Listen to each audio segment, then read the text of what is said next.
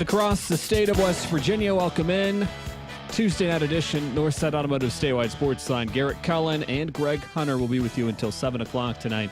As always, streaming at the website, wvmetronews.com. Whole bunch of things to get into. Obviously, post-game from yesterday, West Virginia, James Madison. Nice win for the Mountaineers in Charleston, 86-73, as the Mountaineers are now 2-0 on the season. We'll get into that, a couple of things there. And it was also, as every Tuesday is during the football season, media day with the players and coaches, and we look ahead to West Virginia and Kansas coming up on Saturday. All kinds of sound, Coach Hunter. You were over there. I was over there. Alan was over there. Whole crew. We've got heard from Kansas coach David Beatty today as well. We'll hear from him. Coach Holgerson on the way. Offensive line coach Ron Crook, Jared Barber, Eli Wellman, Joe DeForest, Tony Gibson, Ron Crook, Jawan Sider, Wendell Smallwood. We'll go in and out of a few of those coming up. But first, this reminder, this Thanksgiving, you can spend your free time with loved ones, not in the kitchen. The historic Blennerhassett Hotel Thanksgiving Day Buffet features traditional fare as well as a seafood station and extensive salad selections. That meal is open to overnight guests and day visitors from 11 a.m. to 3 o'clock in the afternoon on Thanksgiving Day. Also, for more dining ideas around the Mountain State, you can visit go2wv.com or call 1-800-225-5982. So, Coach Hunter, let's start basketball. Let's focus our attention there first, then we'll get to football in just a little bit. But nice win, 86-73, and that you were actually tested a little bit. Times where West Virginia looked like they were going to pull away, make it a 15, 20-point game, and give James Madison credit.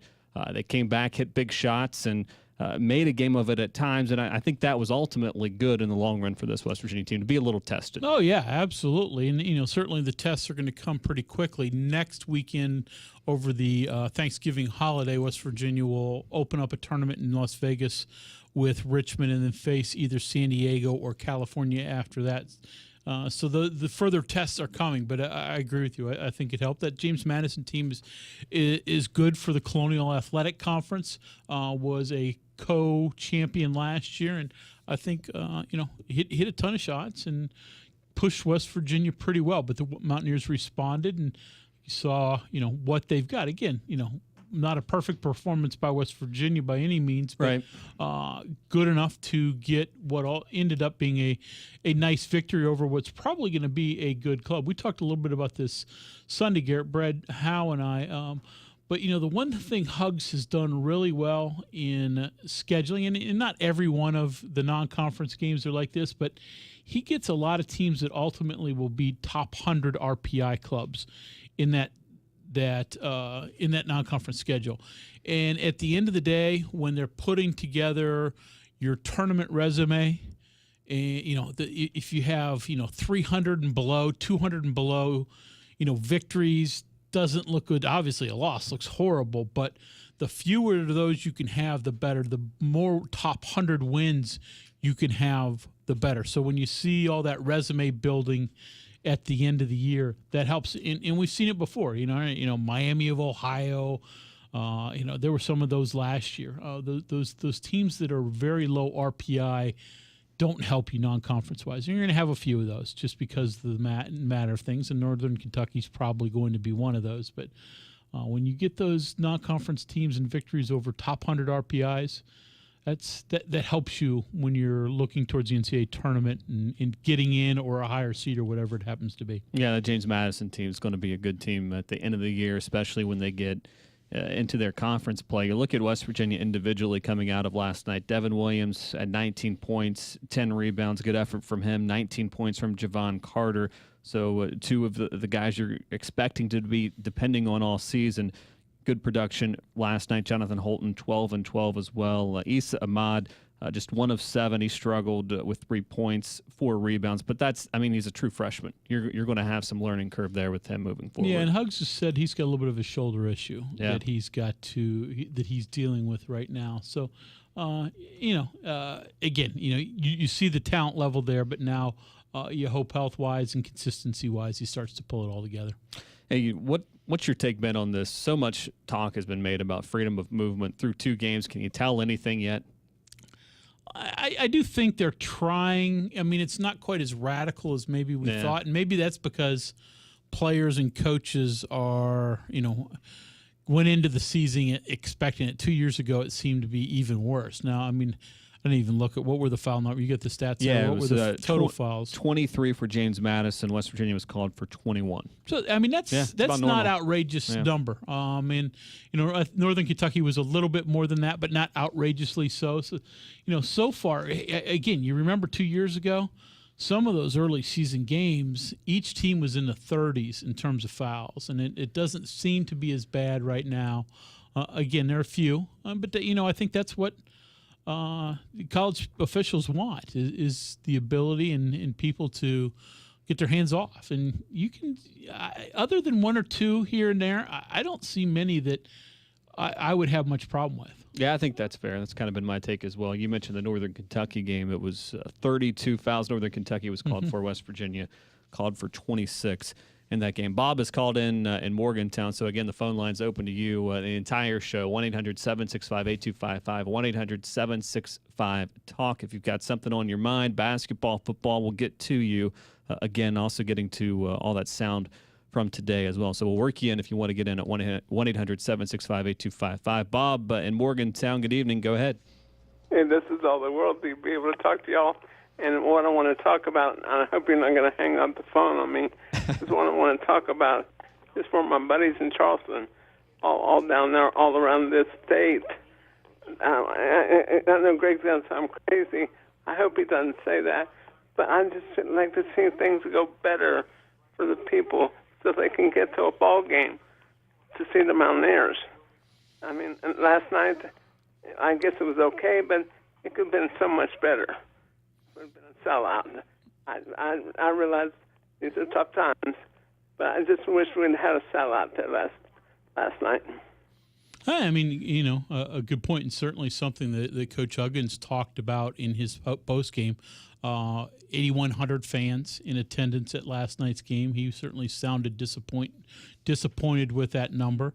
I know our message boards at bluegoldnews.com have been, lit up with people discussing, going back and forth in terms of, is that a bad number? Why it's bad? Why people don't show more? And I think ultimately you would like to see a top 25 team sell out wherever they're at. That's, Morgantown, Charleston, or wherever. So, I think it probably is a good question for our audience tonight on what their feelings are in terms of the attendance at the Civic Arena last night. Yeah, 8,101 fans, the announced attendance yesterday. So if you missed it, here's what Coach Huggins had to say after the game about the crowd. This is the worst crowd I think we've had in 9 years.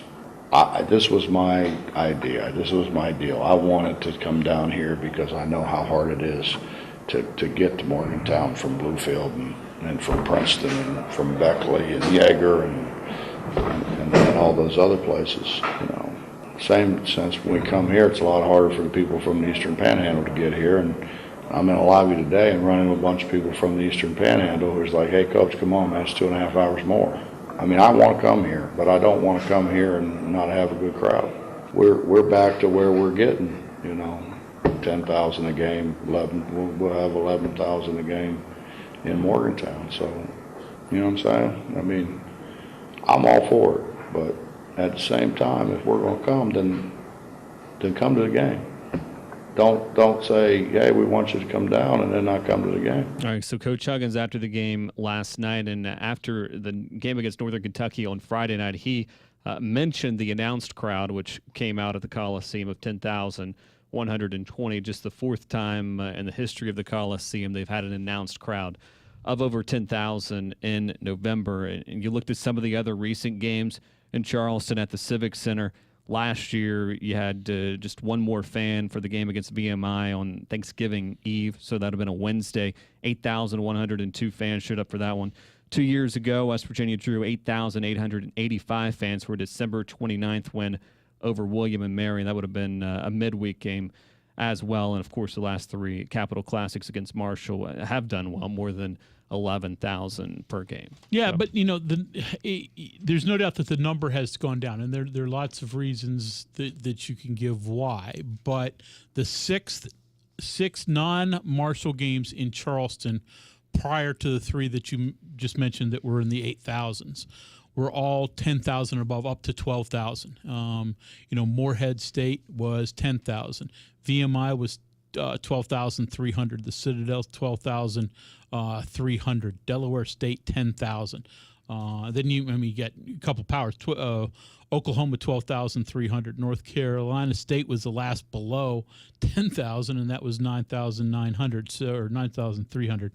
So, while West Virginia during much of Bob Huggins' era has been 10,000 and above, again in that second Charleston game outside of the Capital Classic, the last three, those numbers have started to slide. So it is interesting. And again, I'm not sure if I've developed an opinion on that just yet. I guess at some point I can give my thoughts, but I'd be interested to hear others' thoughts out there. Obviously, Bob was a little disappointed in our first caller that number was low for a top 25 team. And the phone line's open to you, 1-800-765-8255. And I go back to, I don't know if you do a whole lot better than that in Morgantown for that specific game on a Monday night. Maybe you do. Maybe a little better, but maybe not.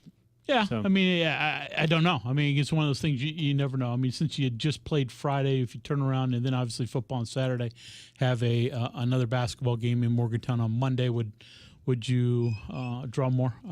I don't know. Let's go to the phones. Bob is called in on a cell. Bob, good evening. You're up. Go ahead.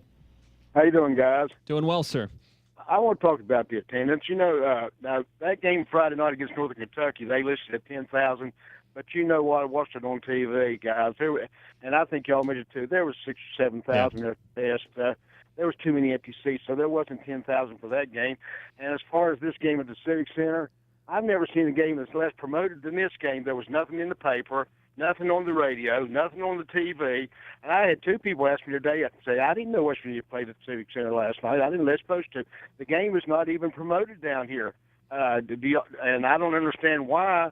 There's nobody putting out nothing about the game. And from Friday to Monday, that's not much time when the season just started. Maybe the game's played too early. Well, it could be. I've said before, I thought that the second Charleston game should be played during the holidays when students aren't in Morgantown anyways. Yeah. So your crowds in Morgantown are going to be down now. The promotion, I think a Mountaineer fan knows when the Mountaineers are playing. That's my opinion. Most people here, you don't need full-page ads in Morgantown to know when West Virginia's playing. So if you want to follow Mountaineer basketball, you know that they're coming to your town. All right, Bob, thanks for the call. Let's go now to Rusty, who's called in from Charleston. Rusty, good evening. Go ahead. Guys, I think it's the economy, and whether it's Marshall or WVU, whether it's basketball or football, the unemployment rates are going up in this state, the wages are going down, and the ticket prices for a family of four are simply too high for a family of four. And I think everybody all around needs to lower the prices or the concessions and give the people who make the minimum wage or above that, give them an opportunity to come to these games. And if you look back at those statistics you just gave, the economy was probably a lot better back then than it is now. And you're just pricing. Everybody's doing it. Marshall, WVU, they're pricing the tickets and the concessions too high for your average family of four to go to a game. And I think that's probably the biggest impact than anything. Hey, Rusty, hang up. Rusty, wait, just say what would be a reasonable ticket price? Obviously you're not going to get center court third row, but what would be a reasonable ticket price for that game last night? I've always maintained that if you have a full house, you're going to make more money because you're going to make it on concessions. So, $10 tickets, instead of having some kind of special, go to this code and put in that code in the internet and do all this.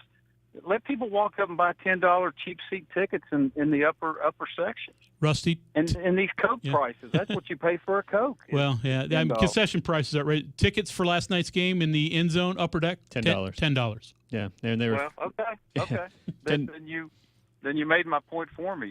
Then there is no explanation. $10 is a cheap ticket. Yeah, and I mean, overall, though, long term, it's a good point Yeah, in I terms agree of with the you on a economy. lot of things. Absolutely. But last night specifically, $10 for upper level baseline. You had $15 for upper level sideline, and then $27 for lower level tickets. All right, we've got to take a break. When we come back, more of your phone calls, 1-800-765-8255. Also, we'll get into some football discussion as well as Mountaineers look ahead to Saturday's game at Kansas. A break to take, back with more right after this. Have you ever wondered just who are the Friends of Coal?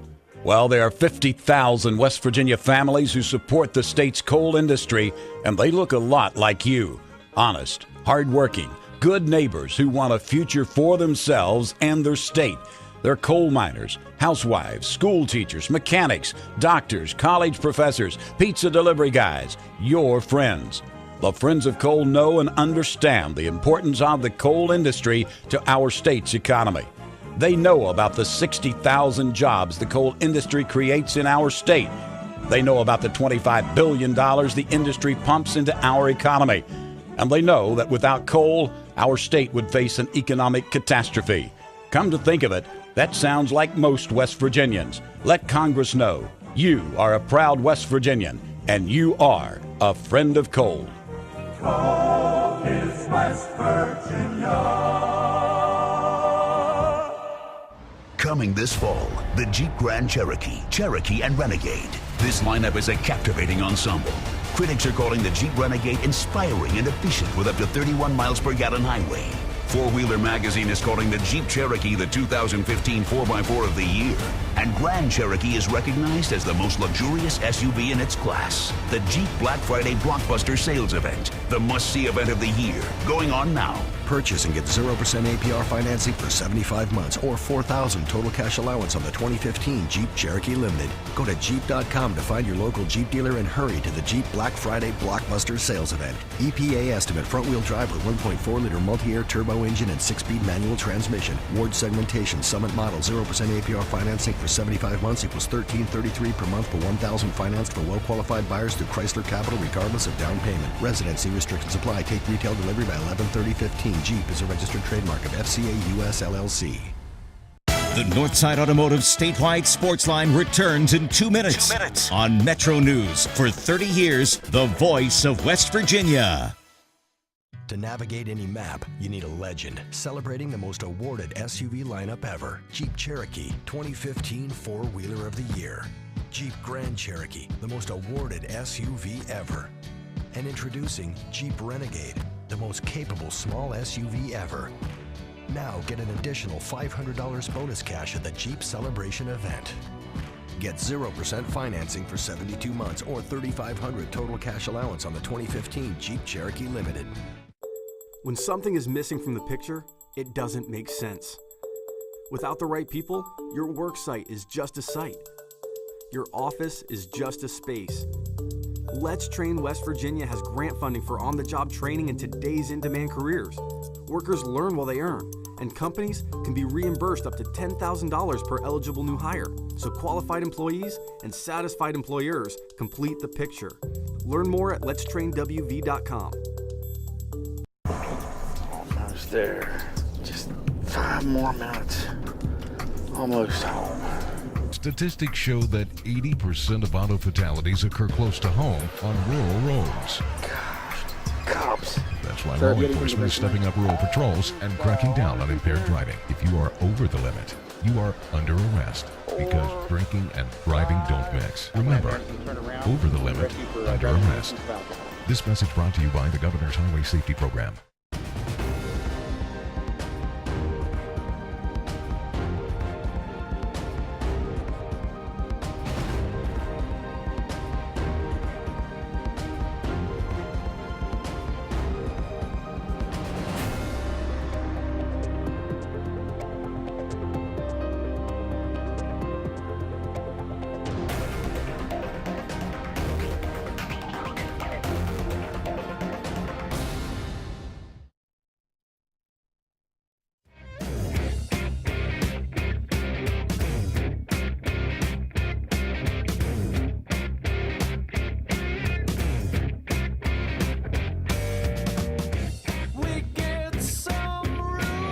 Tuesday night edition, Northside Automotive Statewide Sportsline. Garrett Cullen and Greg Hunter and Coach Hunter, and nerves been hit. Phone lines are jammed. I promise I'm going to get to you here in just a second. But first, this note. Hunters, there are 3 ways to check in your deer. By phone, you could call 844-WV-CHECK. Online, log on to WVHunt.com. Also in person, stop by a hunting or fishing license agent. You'll need to know your permanent DNR ID number. When you check your game, you'll be given a 13-digit confirmation number you must write on your field tag. It's that simple. If you need an ID number, visit WVHunt.com. That's WVHunt.com. Let's go to the phones. Jim has called in from East Bank. Jim, good evening. You're up. Yeah, what's up? What's going on, sir? I bought tickets to the game last night, but unfortunately I got sick yesterday. Didn't get to go. One of my sons was going to go, so he took his son, and they went to the game. But people saying that there was no advertisement down here. It was in the paper every day. There was a big ad about it. But a lot of people don't take the paper anymore. Everybody's getting their news online. That's one of the things. But I agree with Coach Hunter in saying that the game is too early. It should be in December when the students are out of town and, probably get more people at the game that way. Yeah, I think that's a point. The numbers that we talked about, again, if you want to look at some of these early ones, obviously the James Madison game is the earliest of these, but the VMI game last year was 10 days later. It was still a November game. Now, the William & Mary game, which was 8,800, was December 29th, but then you do have some of the games that are later. Certainly Oklahoma. Of course, it was Oklahoma, but that was late December. Second game of the year, it is awfully early to get juiced up about basketball. By the time you get to December, you're starting to think about it. And I think that's true no matter where. I mean, that's just not Charleston. That's why the attendance number for the opener at 10,000, at least whatever they announced, was unusual because normally it takes a little while for people to start paying attention. Let's go now to Randy, who's called in on a cell. Randy, good evening. You're up. Hey, guys. It was great to see you guys lay that trap for Rusty Webb. He gets too much airtime anyway, and I knew there were $10 tickets available. But, going back to this is I wish someone would pull up the stats for when the asbestos was being removed from the Coliseum because we had pretty good crowds. Everyone knew that the Mountaineers were going to be in town playing good opponents. And I'm not going to put down JMU, but certainly not a marquee name at all. Was not marketed all that well here. Tons of people all day long had no idea. I was asking people if they were going to the game. They had no idea the game was going on. But with no season ticket holders here in town, essentially, not compared to what you'd have up around Morgantown, no students, still, with this supposedly low crowd, brought in like 500 more than the average November crowd in Morgantown. So it does need to be done a little differently, but it wasn't terrible. And there's absolutely a way to succeed in playing basketball here and to pack the house. I will end with, yes, we should be there, pack the house every game. But it's more than that. There's a little more to that in this situation. It's not the economy. The football stadium's full. It was a lot more about the situation, a Monday night game against a nobody, somewhat of a nobody. I know that they're going to be in the tournament possibly and that. They're not a name. And it really wasn't an event. It's an early November game, and you can say that, Mountaineer fans know there's a game. A lot of Mountaineer fans knew there was a game. They didn't know that it was in Charleston. That's what I was hearing all day. Yeah. I'll leave it with let's go Mountaineers. And in terms of the name, and I know a couple people have mentioned this after the game, and that was a James Madison team that was in the NCAA tournament, and it will be a good team at the end of the year. But your average fan doesn't think of James Madison and think, oh, that's going to be a good opponent to come in. I'll give you that. Though some of those other teams at West Virginia's drew 10,000, 12,000 for. Same type of game. To get 12,000 for VMI. Yeah. It certainly is. James Madison's better at that. And I shouldn't do this because Randy, I think, brought up some good points. But the year of the asbestos year, the crowds weren't really that good. Pitt drew 6,100 in February. Miami drew 6,200 in February. Georgetown drew 7,500 in late January. So, now that was 15 years ago, so I don't know if I should bring up old history. But not all those crowds even that year were great. All right, Randy, thanks for the call. Let's go now to Tony, who's called in from Charleston. Tony, good evening. You're up. Yes, guys. How you doing this evening? Doing well, sir. Go ahead. Listen, the thing that I've got, I agree with the previous caller. I didn't know that the game was in Charleston. I know a couple callers ago said that the game that was advertised in the paper. I take the paper. I didn't see it. I do know the schedule. I thought the game was in Morgantown. Okay. 3 hours drive from Charleston to Morgantown is a little far for a game against a team like James Madison. Yeah. I know James Madison's a good team. I just don't think it was advertised well. Yeah, down here. you In were. Kanawha Valley. Hey, Tony, you were aware that there was a game. It was just the fact that it was in Charleston. Right. I knew they played. I knew they played James Madison. I did not know it was in Charleston. I coach a youth basketball team here in Kanawha Valley. We usually buy tickets. Usually half my team goes. We all sit together. I did not know until we were at practice last night when somebody said, "Hey, what channel is that West Virginia game on tonight?" Root Sports. The guy says, that game's in Charleston. None of my parents even knew it was in Charleston, so I don't think it was advertised that well. Yeah. All right, Tony. Appreciate it. Let's go now from Tony to, Perry calling in from Princeton. Go ahead. Yes. Can you hear me? Yes, sir. Go ahead. Well, I'm going to take a little different stance than these last two callers. I'm down here in Princeton. I get the Charleston Gazette daily. The West Virginia James Madison game was advertised. I mean, there's a difference between taking the paper and reading the paper, obviously. The James Madison game, they had on the sports page, they had not a real big, but they had an advertisement in the Gazette for at least the last week. I get the Channel 8, Mark Martin, sports guy out of Charleston, who gives WVU coverage all the time. Great guy. He's covered that game. I mean, even though he's on the Marshall TV network, he still does regular sports on Channel 8. He's covered that game, a tentative game in the last week on a couple of his sports broadcasts. He was there last night for his 6 o'clock sports show. Dave Weekley's on the radio on MetroNews on WCHS for 3 hours every day, and I can't believe it. Dave had mentioned this game probably once at least daily or more in the last week or so. I mean, I don't know what these people want. Do they want West Virginia put up billboards? Do they want personal email? I mean, I'm not making excuses, or I'm just saying, to me, I'm down here in Princeton, and I was well aware of the game. I'm not really a great Mountaineer fan, but I said, I was aware of this game since the schedule was put out here in the paper back in November. I mean, it's like people want, I don't know what they want, somebody to spoon feed them stuff. And I'm with Coach Huggins. I think it was, 8,000 is a okay crowd, but I'm sure he has the right to expect more. And I'm just saying, I don't know what people want. I mean, I know radio, TV, newspapers. What else do people want? I'm just throwing in my 2 cents, guys. All right. Thanks, Barry. That was a good call. So Perry saw it. Yeah.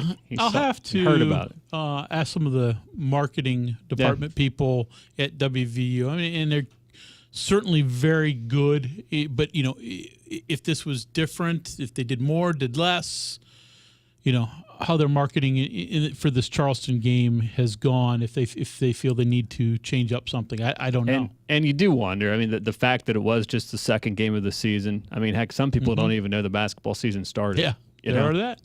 They're still focused on football, and I get that. Let's go to Daniel, who's called in from Man. Daniel, go ahead. I was going to say, if I'd have knew, I knew they was playing. I knew they was playing James Madison. If I'd have knew it was in Charleston, I'd have probably went. I get off work at 6 o'clock, and I work over on 119. It's about 20 minutes outside of Charleston. That'd have been a pretty easy drive. I didn't know it was in Charleston. Yeah. Yep. But I was going to add in, I am a coal miner, as most West Virginians are. And this is a little bit change of subject, but I was wondering if we'd ever see a warm-up that looks like a coal miner striped shirt, blue shirt with gold stripes with maybe a name tag on it. That's a good question. Mountaineers on the other side. Obviously, Hugs is heavy into that now. a good question for Hugs at some point. That would be neat. And the football teams kind of integrated that as well in terms of, of the coal mining side of things. So that's a good call, Daniel. Appreciate it. Let's go now. Who's been holding? Greg and Elizabeth has been holding longest. Greg, go ahead. I was kind of wondering, I listened to the Sunday show, and I just kind of wonder if Ron from Morgantown is sitting back smiling with all this conversation. As he kind of touched on this a little bit on the show the other night, Greg.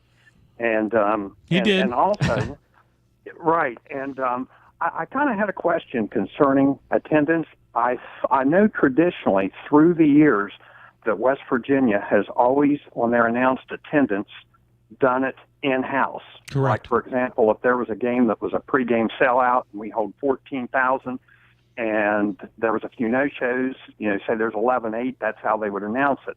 Now, obviously, the opener against Northern Kentucky, I agree with several others, being as it looked like there was less than 10,000 in the house. Did I understand you to say Sunday that we are now basing our announced attendance on paid attendance? Brad Howe insinuated that, and we'll have, obviously Brad will be with us Thursday, so I'll get clarification from Brad, but that was my understanding of what he said as well, is that they have changed how they are now reporting attendance from number of people in-house to tickets sold. But which is commonplace throughout the industry for the most part. But I don't know that personally myself. Obviously, I can ask, and Brad does know, so we'll get clarification on that. Which is significant if it's true. Absolutely. Yeah, if you're going to use that statistic Sure. and bring it up that it's only the fourth time that's happened in the Coliseum history, that would be significant. Yeah, and it's going to change a lot of things in terms of your attendance records as well as you move forward. Yeah. Anything else, Greg? One more thing, and this is just a little bit of a different spin, but, as far as, first of all, I think it's great that we play one game besides Marshall and Charleston. And I'm in a position where I live. I'm 70 miles from Charleston. I'm 135 miles from Morgantown, so I'm not that close to either one. But I do think it's great to offer, an extra game for the fans that have to drive a considerable distance in southern West Virginia. However, I do think, and hearing a lot of the talking heads, the whole sport of college basketball, and you just touched on it 2 or 3 minutes ago, the whole sport of college basketball is facing an identity crisis of how to open up. You can't just open up the college basketball season like college football.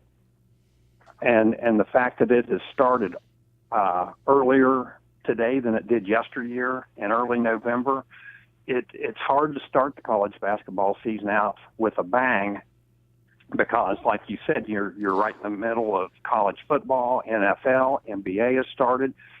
It just kind of sneaks up on everybody.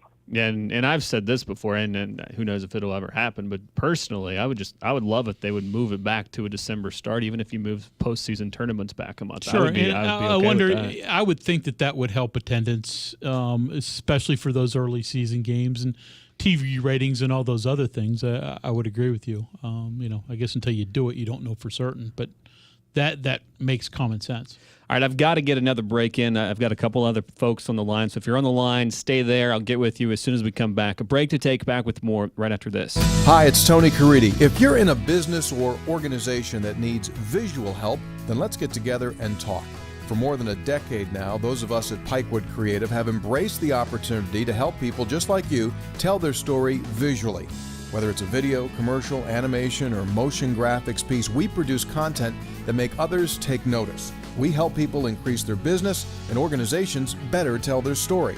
If you need help, then contact us at pikewoodcreative.com. As a cyclist, we make choices. We choose which motorcycle manufacturer to buy from. We choose what type of motorcycle we ride. We even choose where and when to ride. We also choose to ride straight, alcohol and drug-free. Alcohol is involved in 50% of motorcycle fatalities in West Virginia. That's 1 in 2 drivers who die each year. Don't become a statistic. Ride straight, alcohol and drug-free. Presented by the West Virginia Department of Transportation, Governor's Highway Safety and Motorcycle Safety and Awareness Program. The event you've been waiting for is here. The Northside Chrysler Jeep Dodge Ram Truck Black Friday Blockbuster Sales Event. Northside's pulling out all the stops with huge incentives and ultra-low percentage rates. Buy any 2015 Ram 1500 truck and get 0% financing for 75 months and up to $4,000 in rebates. Yes, I said $4,000 in rebates. Heard in Northside Chrysler Jeep Dodge Ram Trucks, your central West Virginia destination for savings, or visit on the web at northsidewv.com. The Northside Automotive Statewide Sportsline returns in 2 minutes. On Metro News. For 30 years, the voice of West Virginia. To navigate any map, you need a legend celebrating the most awarded SUV lineup ever. Jeep Cherokee 2015 Four-Wheeler of the Year. Jeep Grand Cherokee, the most awarded SUV ever. And introducing Jeep Renegade, the most capable small SUV ever. Now get an additional $500 bonus cash at the Jeep Celebration event. Get 0% financing for 72 months or $3,500 total cash allowance on the 2015 Jeep Cherokee Limited. When something is missing from the picture, it doesn't make sense. Without the right people, your work site is just a site. Your office is just a space. Let's Train West Virginia has grant funding for on-the-job training in today's in-demand careers. Workers learn while they earn, and companies can be reimbursed up to $10,000 per eligible new hire. So qualified employees and satisfied employers complete the picture. Learn more at letstrainwv.com. Almost there. Just 5 more minutes. Almost home. Statistics show that 80% of auto fatalities occur close to home on rural roads. Cops. That's why law enforcement is stepping up rural patrols and cracking down on impaired driving. If you are over the limit, you are under arrest because drinking and driving don't mix. Remember, over the limit, under arrest. This message brought to you by the Governor's Highway Safety Program.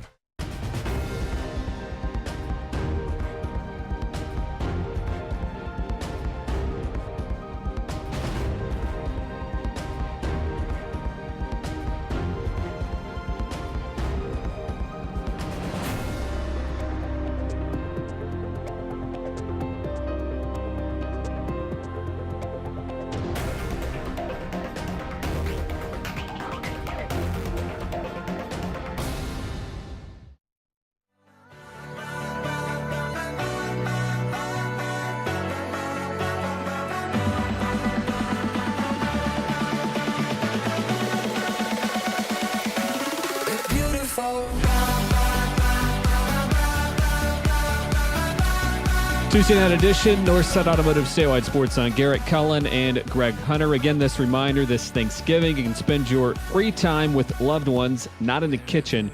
The historic Blennerhassett Hotel Thanksgiving Day Buffet features traditional fare as well as a seafood station, extensive salad selections as well. The meal is open to overnight guests and day visitors. That's from 11 a.m. to 3 o'clock in the afternoon on Thanksgiving Day. For more dining ideas around the Mountain State, you can visit go2wv.com. or call 1-800-225-5982. Back to the phones. Eddie's been patiently holding in Webster Springs. Eddie, good evening. You're up. Thanks for holding. Thank you very much. Hey, I just want to make a comment on the basketball game. Like the guy said before, this thing was run in the Charleston Gazette for a week before the game. You know, they had it in there. The game was at the Charleston Civic Center, playing JMU, 7 p.m., it's been on the internet. If you have a regular schedule, they've been out for about a month. You can pick them up at United Bank, or you can get one off the internet. All the games are on there, and if a game is someplace else besides Morgantown, they have a little key there at the bottom where you can read and find out where the game's at. And these people that the one guy said he lived in Charleston and didn't even know the game was being played there till that night. Well, they're not paying much attention to the newspaper or watching the news or whatever, because I thought it was very well publicized, and people should have known the game was there. And 8,000 people, that's not a bad crowd for a Monday night game to be in Charleston. I've been there when there was less than that. I thought it was a pretty decent crowd. I watched the game on TV, but it was a decent crowd. Yeah, that's what I said earlier. I'm honestly not sure how much better you would have done in Morgantown on a Monday night for James Madison's second game of the season. I mean, I don't know. It probably would have been about the same. Yeah. So, I mean, would it significantly more? Yeah, probably not. Yeah. All right, Eddie. Good call. Appreciate it. Let's go to Mike in St. Albans, who's also been holding. Mike, appreciate that. Go ahead. Hey, good evening, guys. How are y'all? Doing well, sir. Hey, I'm not sure how we would have went. And I called several times actually to the Civic Center and went online, but everything said the only thing available ticket-wise was upper level, and I just been watching on TV at the house, quite frankly, is to sit in the upper level, and but then when you're watching on TV, there's like nobody on the bottom level. So I don't know if it's because they're holding tickets for donors and those type of folks, season ticket holders or what have you. But maybe they need to look at the way that they distribute the tickets or make them available for people. Well, I know that's been something Hugs has talked about from Morgantown games, and is that obviously people, corporations, whatever, buy up the tickets but don't necessarily use them, and then you have large swatches that are open and in open seating, and like to see those tickets. If you got them, rather than eat them and leave them sitting in a drawer, at least give them away and utilize them. Yeah. All right, man. Appreciate the call, and we've already we've gone through all of our calls. And a lot of discussion, all the discussion about attendance. We talked a little bit about the game. Let's hear a cut, though, from Coach Huggins on the game specifically, besides the crowd. Here was Coach Huggins just on the win. I thought we had some guys step up, particularly on the offensive glass. Devin was Devin. He went and got it for us. And I thought John rebounded it for us. And I thought Dax played well down the stretch. His ball security was pretty good, and he scored the ball. Yeah, Dax did look good in that second half, and you go to rebounding, you out-rebound James Madison 42-31, and like you mentioned, Devin Williams with 10, Jonathan Holton with 12, so still early, long way to go, long way to figure out this team, but you saw some positives, and specifically the fact that you had to play hard in the second half to make sure you held on for that win. So yeah, exactly. And that's the nice thing, is that you didn't just completely cruise. You alluded to that at the beginning, that you did have to give effort throughout really all 40 minutes to hang on to that game. And I think that helps you. I mean, it's nice to get everybody easy minutes and easy victories, but you're going to get plenty of those in the early portion of the schedule. But it's nice to be extended a little bit as well. Let's see what you're really made of. All right, I promised some football discussion. We'll do that when we come back. Final break. More to come right after this. This Saturday, the West Virginia University Mountaineers travel to Kansas for another Big 12 matchup. Join MetroNews for the best, most listened to game day coverage. The pregame fun starts at 9 a.m. with the Jeep Golden Blue Countdown, followed by the Sports Brunch. Game line kicks off at high noon. Then postgame analysis begins at 3 with the Golden Blue Wrap-Up, brought to you by the West Virginia Oil and Natural Gas Association. Don't miss game day coverage at its best, beginning Saturday morning at 9, right here on MetroNews, the voice of West Virginia. All Medicare eligible individuals. It's time for open enrollment. Take advantage of the health plan's Medicare plans, with benefits such as Silver Sneakers gym membership, an extensive list of doctors and hospitals. Contact us 8 a.m. to 8 p.m. 7 days a week at 1-877-847-7915 or visit healthplan.org/Medicare. This information is not a complete description of benefits. Contact the plan for more information. Limitations, copayments, and restrictions may apply. Benefits and/or copayments, coinsurance may change on January 1 of each year. Good paying jobs with great benefits are available now. As a correctional officer with the West Virginia Division of Corrections, you'll also have educational opportunities for a degree in criminal justice at reduced prices. High school diploma or GED and drug screening required. Take advantage of an accelerated hiring and training process that other state agencies don't offer. National Guard members get partial credit in the Training Academy. Visit WVDOC.com. The Northside Automotive statewide Sportsline returns in 2 minutes. On MetroNews. For 30 years, the voice of West Virginia. To navigate any map, you need a legend. Celebrating the most awarded SUV lineup ever. Jeep Cherokee, 2015 Four-Wheeler of the Year. Jeep Grand Cherokee, the most awarded SUV ever. And introducing Jeep Renegade, the most capable small SUV ever. Now get an additional $500 bonus cash at the Jeep Celebration event. Get 0% financing for 72 months or $3,500 total cash allowance on the 2015 Jeep Cherokee Limited. When something is missing from the picture, it doesn't make sense. Without the right people, your work site is just a site. Your office is just a space. Let's Train West Virginia has grant funding for on-the-job training in today's in-demand careers. Workers learn while they earn, and companies can be reimbursed up to $10,000 per eligible new hire. So qualified employees and satisfied employers complete the picture. Learn more at letstrainwv.com. Almost there. Just 5 more minutes. Almost home. Statistics show that 80% of auto fatalities occur close to home on rural roads. Cops. That's why law enforcement is stepping up rural patrols and cracking down on impaired driving. If you are over the limit, you are under arrest because drinking and driving don't mix. Remember, over the limit, under arrest. This message brought to you by the Governor's Highway Safety Program.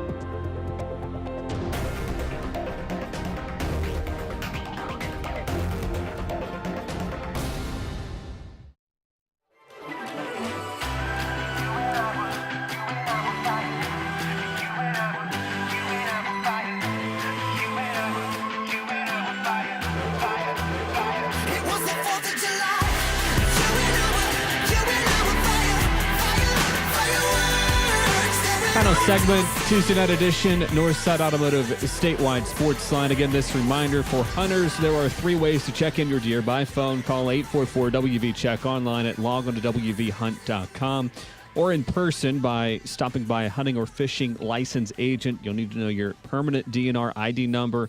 When you check your game, you'll be giving a 13-digit confirmation number you must write on your field tag as well. It's that simple. If you need an ID number, visit WVHunt.com. We mentioned Mountaineer football players, Coach Holgerson, all meeting with the media earlier today. Coach Hunter, my favorite part of Coach Holgerson's press conference came when he was asked about Wendell Smallwood and his lack of overall rushing touchdowns. He's having a great year. Over 120 yards per game on the ground. He's got 1,100 yards on the season, averaging 6.7 per carry, along with 52, 6 touchdowns, though. Still leads the team in rushing touchdowns. Yeah. Russell Shell has 5. Skylar Howard has 4. But Coach Holgerson was asked about Wendell's lack of touchdowns. How do you rush for 12 yards a carry and not score? I thought it was me not showing him where the end zone was, but I showed him that about 10 days ago. We went out at practice, and I explained to him what that line was where the turf changes color.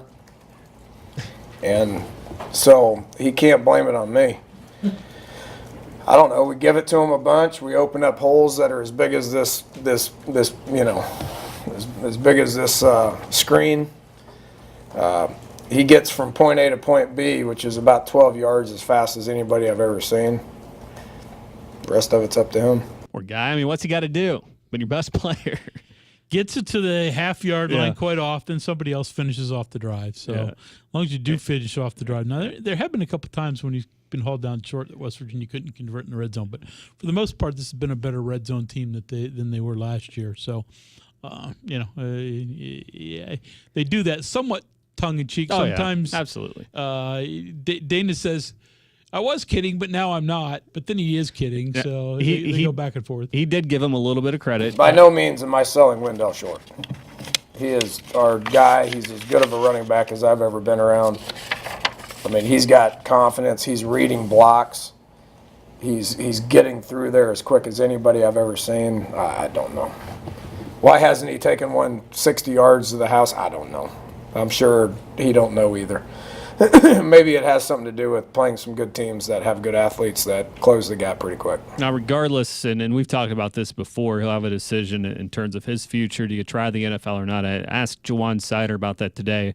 Not the first time he's been asked about that. Not the last time he'll be asked about it as well. But here was what Coach Sider said about Wendell's NFL potential? Do you talk about it now? Do you wait until after the season? It's going to come up. I mean, you'd be kidding yourself not come up going into his senior year. But my thing is he had a great example. You know, I hate to keep saying Charles, but when that kid was here, he knew he was a draft pick. He never thought about it. He went out there and practiced and played the same way, because I think so many kids get so many people in their ear, and it changed the way they style of play, and then you're trying to protect yourself, and all you do is hurt yourself. You're not playing the same way. You're not, you know what I mean? Everything is not the same. There's so much stress on you because you worry about other stuff than instead of worry about playing ball.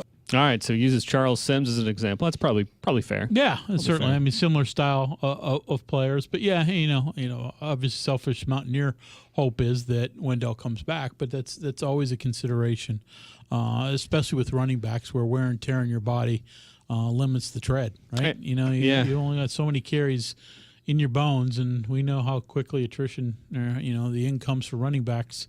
So, but yeah, I mean, find the end zone is one of those things that he can improve upon. And I thought you talked with Wendell then later. I thought an interesting comment from him. You asked him what his favorite play, his go-to play was just through the entire offensive system out of all of those running plays. Does he have one that sticks out? Inside zone behind Eli.